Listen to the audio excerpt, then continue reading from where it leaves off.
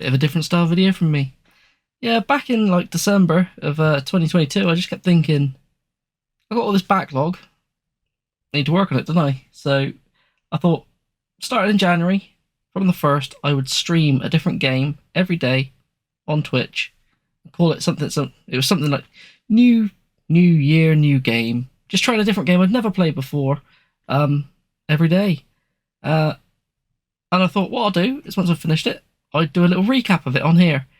Realizing doing 31 little recaps takes a long time. So here's the first 10. I must stress as well, when I say new game, I mean ones I've never played before. I wasn't going to go out and blitz like 70 quid every day on on a brand new title. I also didn't have a set like list of games. All I wanted to do was come in, look through the shelves, and then I'd grab something that would jump out at me, and that would be the game I played that day. Also, when it comes to games, I'm usually a completionist. So I have to get everything done. So I have to do all like trophies, achievements, beat everything before I usually move on to something else. So I thought this would be just a different way of me playing.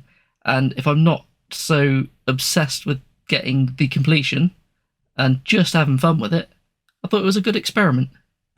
The reason I decided to stream it on Twitch was because I thought if I had people coming back to watch it every day, it would spur me on to actually get the challenge completed. Which, spoiler alert, it did. There was a few things, so I had like the 1st of January in there, which I thought was going to mess it up, hangover and all that. And then my birthday was in there, thought, again, hangover might mess this up. It didn't, so it's all good. But yeah, I'll leave a link to my Twitch channel in the description somewhere, because yeah, I've been streaming quite a few things. I've got a few other videos lined up, which will be like this. Just talking about stuff that I've played. That's it. So yeah, anyway, sit back and enjoy what I played. Have fun.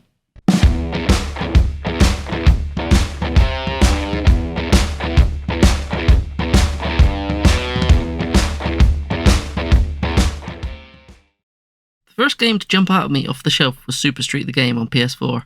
I'm a massive fan of racers of all kind, and it's most likely the genre that I spend the most time with, but this had such a budget look to it that I just had to see what I was getting myself into. Surprisingly, I can report I had a blast with this game. It reminded me of old school Need for Speed Underground type games, the kind where you take some beat up old car and slowly pimp it up to take on the world. I was expecting more of a budget version of Burnout, but this time I was way off. It had a bit of a simcade feel to it. It wasn't a full-on arcade game with arcade steering. Also, what I mean by this is, you actually had to use the brakes. The game consisted of a mix of street and course racing, both with day and night variants. The car customization was impressive too for a budget game. You could fully edit the interior and exterior of your cars. There were a few different event types such as standard races, time trials and sprint races. The sprint races were the worst part of the game. It plays by placing checkpoints on an open world map and gives you a time limit to hit them all. The hard part is you're tasked to find your own route, but the map isn't super clear. Luckily there aren't too many of these, and they aren't too difficult. I just dreaded them coming up. Overall, as a budget game that will run you about £5 in the UK for a used copy, you could do way worse. The Platinum Trophy is also pretty easy. I had hit the Platinum Trophy before playing the next game for day 2. It does involve some online, which may require some boosting. I would recommend this game to anyone who has exhausted most of the racing experiences and wants something with a bit more of a retro feel to it. I thought I was off to a good start with this just playing the game's nonsense, but I wasn't able to break that completionist mindset right off the bat. That platinum was too alluring.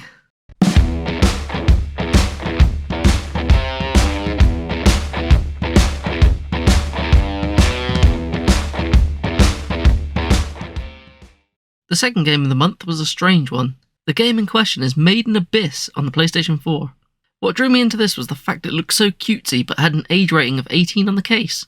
It doesn't tell you much on the box other than the fact it's a cave raiding game, so I wasn't really sure what I was getting myself into. Again. After a very long time you find out that it's about people who live on the edge of a big pit who venture into it for supplies and to kill monsters. I have a feeling this is based off of an anime with very dark tones. You're a child who's learning to traverse the pit, but you also learn that the longer you spend in there, and every time you leave, you will become unwell. The game itself plays like a slower 3D version of Spelunky. It's got standard action RPG combat with a few survival mechanics like needing to eat and boost your stamina, etc. You spend a lot of time climbing up and down the walls, so this depletes your stamina quickly. You can find health and crafting items to help you along your journey, from plants, rocks, trees, and also from the creatures you defeat. Strangely, instead of an option to loot when searching the bodies of enemies, the prompt gives you the option to dismantle. So you spend a lot of time dismantling once living creatures. I was only given these games about 2 hours max each time, so I didn't see too much of this one, but what I did see was pretty strange. I found a robot boy and learned that the children seemed to enjoy playing in torture chambers. In all honesty, the game did feel like it had that I'll just play a little bit more nature to it when you really want to see what's further down the hole. I'm looking forward to going back to this when I'm able to give it the time it requires. Trying to explain this game in a couple of paragraphs is a tough one. It's more of a you need to play it to get it kind of game. Just know that it had some underlying tone that just made me feel a little uncomfortable.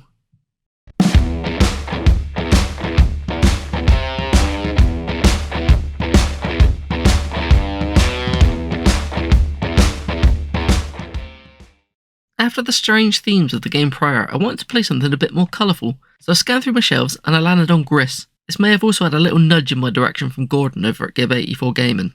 It looked to have a beautiful art style which immediately reminded me of games like Child of Light, but again I was aware that this touched on some tough topics. Sadly, the stream this time had one major issue. It told me that I was live the entire hour and a half I was playing, but it only broadcast for 6 minutes, so I don't have much footage. But that's not going to stop me talking about it. Well, it will a little. The art style of Gris is similar to that of a watercolour painting. The game itself is simply a 2D platformer, but the whole music and art style just works well together. It reminded me of a 2D version of something like Journey. The game itself touches on themes of loss and grief. The main character herself has lost her voice, so everything is displayed through visual representations of how she is feeling. This is one of those games that I wouldn't want to spoil for people, and it might be a blessing in disguise that I don't have much footage of it. The digital version's actually pretty cheap of this, and I'd recommend you pick it up. There is a physical version available from Limited Run Games, but it does run a bit on the pricey side now. Sadly, that's all I'm going to say about this. I don't want to spoil it for anyone, and to be honest, I'm recording this quite far in the future, and without my footage to look back on, I can't be positive on what I saw.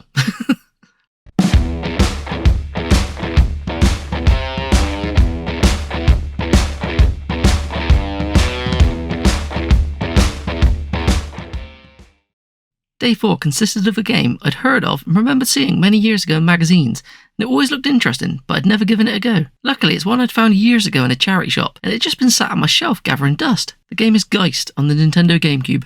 It's one of the few mature-themed games that were published by Nintendo in the era. Without giving away too much of the story, basically you play as a ghost who can possess enemies and objects.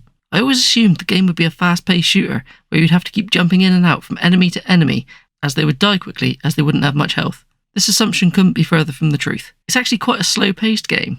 You should really tackle it as if all the rooms you enter are a series of puzzles with the odd bit of shooting thrown in. I guess this is done to stop you from grabbing one guy and going guns blazing through the whole game. There are many obstacles placed, forcing you to change up how you play as well. You'll be taking control of a number of different things, from rubbish bins to cats, all the way up to enemy soldiers. Certain soldiers have things like access cards that you need to be able to get to the next area, but they might be behind a locked door, and strangely, as a ghost, you can't just go through walls. This means you might have to possess a nearby object and scare them out of the room before you can possess them and use their card. As I said, you can't go through walls, but you can go through little cracks, so you can find holes to slide through the walls to the next room. What I would compare this game to is Metroid Prime. It's not a first-person shooter, but a first-person game with shooting elements. I got quite far into the game in the hour and a half I played, and again, it's another one I'm looking forward to going back to and finishing off. Although it's not a perfect game, it's one I would recommend people give a go. Definitely if you're looking for something a bit different.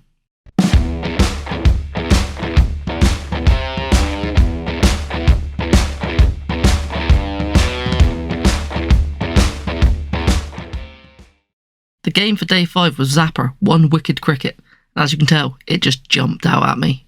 I've got to stop with these cheesy jokes, and From my small bit of knowledge about this game, I knew it started life as a Frogger game, but somewhere in development, it became its own thing.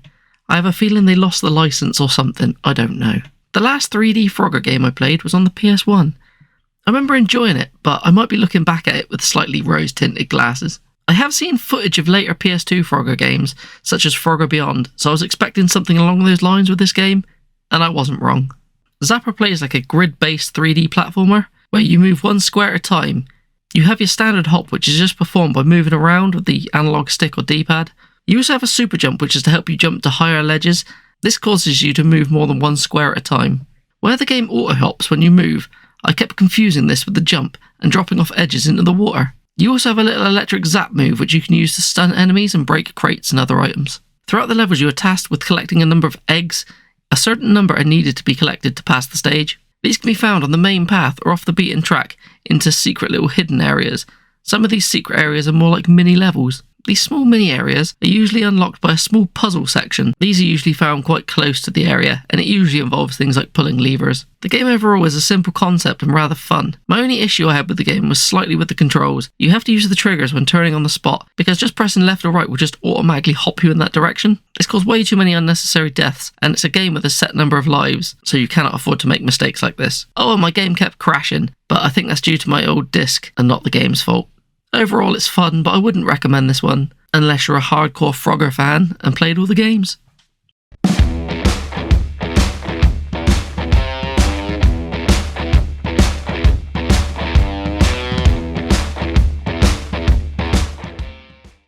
The next day I continued my GameCube kick, and honestly, it's not because I was too lazy to set up another system. Honest, this is yet another one I remember seeing in magazines when I was younger, but I had sold my GameCube by the time it came out. The game in question is PN03, or Project Number 3, which is its full name. It always looked to be a very fast-paced game set in very sterile-looking white corridors, which is pretty close to what it actually is. But to be honest, I was a little shocked to find out that the game started in a dusty brown wasteland. You do return to this quite a few times throughout the game, but it is mainly in these white corridors. This is a game that's been slightly ruined for me by playing newer games. I was expecting something along the lines of Vanquish, with plenty of stylish dodging, but the game actually plays with tank controls and all your shots are taken from a stationary stance. You can do the odd flip, but they're not really used for combat mechanics. For example, you can't shoot while pulling off sweet cartwheels in the air. You might be able to use these flips to dodge projectiles, but per usual, I was awful at the game and I never worked it out. This doesn't mean the game is bad though. Strangely, it's broken down that every room you leave is scored like individual levels. The problem is these aren't checkpoints and the game works on a live system, and when you run out, it's game over. You can gain more lives by spending upgrade points, but then you might be neglecting something that is needed for help in the next stage. When it comes to upgrades, you unlock multiple suits. Each one has their own set of upgrades. It didn't take me long to max out the base set. Not that it got much better, to be honest with you. The game overall isn't very long or difficult, but the controls will take some getting used to. If you can get this one cheap, again, it's one I would recommend, especially if you like those mid-tier games from that generation, or if you just need to play everything ever released by Capcom.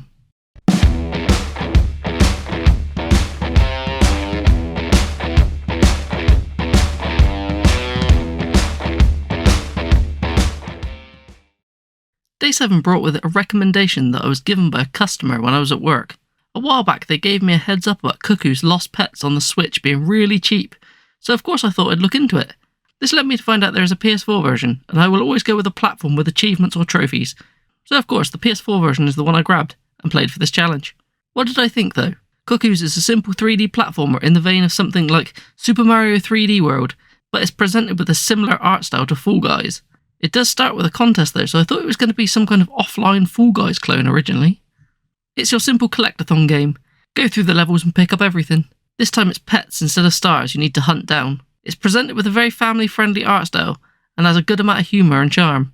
From what I played, there is minor puzzle solving, but nothing that kids should struggle with. Some of the pets though will take a keen eye though to locate throughout the levels.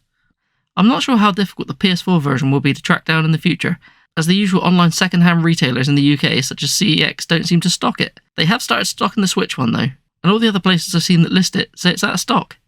I've since been back to this game, and in the later levels there is some bad performance issues. I found that the audio was incredibly bad on one level where I was climbing up the side of a building. But this might get patched in the future, you never know. If you're looking for something charming though, yeah, give it a go. Don't see why not. As long as it's cheap.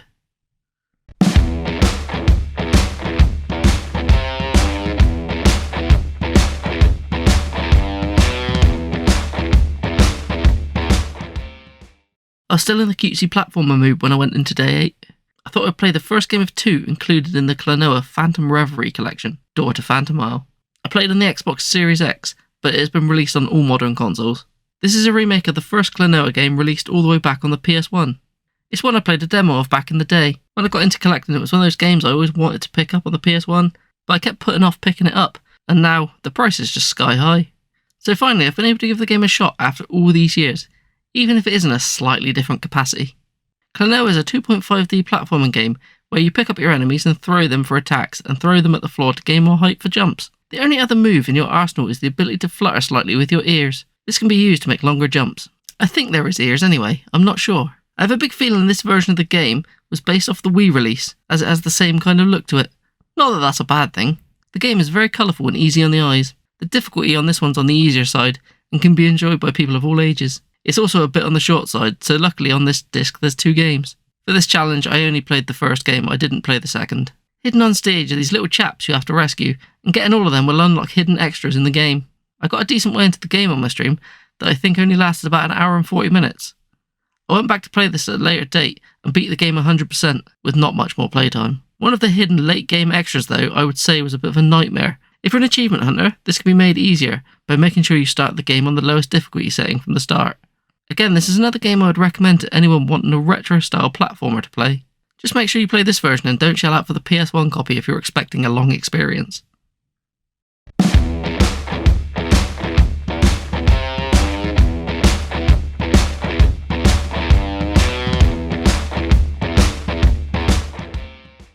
Day 9 had the game I was looking forward to playing the most this entire challenge, Cuphead on the Xbox One. It's an old game, but for the longest time the developers said it was going to be digital only, but I held out. I knew there was going to be a physical copy one day. Well, that day came, and it was just sitting on my shelf begging to be played. I'll start this by saying this turned out to be one of the most satisfying and fun games I've ever had the pleasure to play. It might look cutesy with its 1930s cartoon art style, but it's anything but easy. The game is essentially a boss rush mode with the odd run and gun level thrown in. What looks like a simple concept at first glance is actually rather in-depth, as different bosses work well with different loadouts, and trying to figure out the best combination is part of the fun. This means it has a sort of Mega Man aspect of working out which weapons work best with each boss. Since playing this game, I haven't played much else since the challenge. I've streamed this again multiple times, and now working on the last task I have, which is just beating the game on expert difficulty, which I think is going to take a bit of practice. If there's any game on this list you're on the fence about, make sure it isn't this one. Do yourself a favour and give it a go. Just don't expect it to hold your hand, and you're going to have to put in the hours to get good at it. But when you take down a boss that's been kicking your ass for ages, there's no better feeling than seeing that large knockout text flash up on the screen. This is also one for the shmup fans. Some of the bosses will see you in a plane taking them down in a horizontal shmup stage. I could go into a lot of depth of this game, but I think it's one you need to experience firsthand, not knowing what's coming up. Go in blind and have an awesome time with it, that's all I can say.